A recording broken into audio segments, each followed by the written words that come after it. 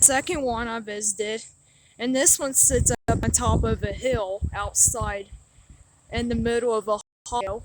And there's a super tall tower across the road from it. It's got dual strobe beacons. Now this tower here actually has a beacon too, but it doesn't work for some reason. So this one here sits up on top of a hill from a city. I'm not sure who owns this tower, but there's probably signs up here. Now you can see the old AT&T sign on this building.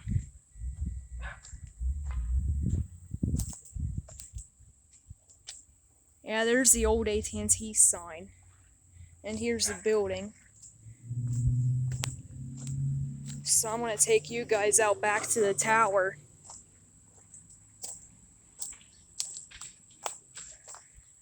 So as you see, this tower's super tall. It's not too tall, but it's like a tall tower. Here's the owner identifications. Yeah, it looks like this place has been going through some rough conditions here. Which makes me very upset to see this tower go through rough conditions. And it looks like one of the waveguide cages actually fell off of the tower and fell on top of the building. So this is wild. But yeah, this tower, it sits right up on top of the hill and you can see it from the town. I think this tower was built in the 60s. I looked at some info of it. It said it was built in 1934, but I didn't believe it because this tower wasn't here in the 30s. But it is kind of sad to see that happening to this tower. It's little to deterioration, and that means bad things will happen to this tower in the future. It might be torn down in the future, I don't know. But all that stuff right there just means that this tower is probably going to get taken down a lot sooner, because it has little to deterioration now.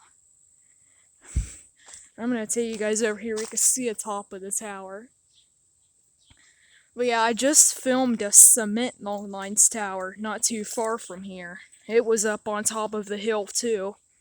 And as you guys seen, that tall tower across the road from here, that 911 communication tower. Looks like someone has trailers back here. But yeah, this tower, the paint is falling off of it. As you can see, that's actually normal for a tower this age. If I could get focusing here. But that's perfectly normal for a tower about this age. Because it's an old tower. It was built during the atomic era.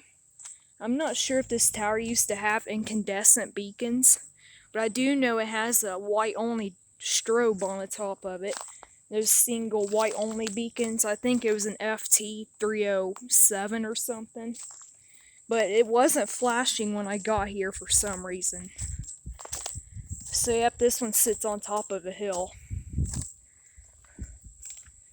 And this just means that this tower's going to be having little to deterioration. And it's going to be taken down a lot sooner than what it originally was. And someone tried to put siding on this building too, as you guys see. So I'm going to go around here and show you more stuff. And someone's been dumping stuff here because this place was abandoned. And a tree must have been planted there. But yeah, you can find all kinds of trash over at this tower. And I'll take you guys out back here. So yep, here's the other side of the building.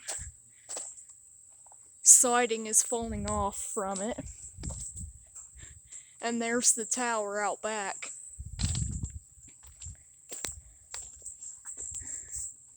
Here's one of the doors. Yep, that's locked up. And they also have a light below it too, so the maintenance guys can come here whenever they want and work on it.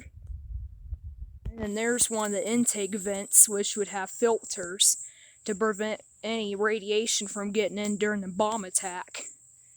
And those towers are meant to be super durable too. Now I'll show you the beacon at the very top.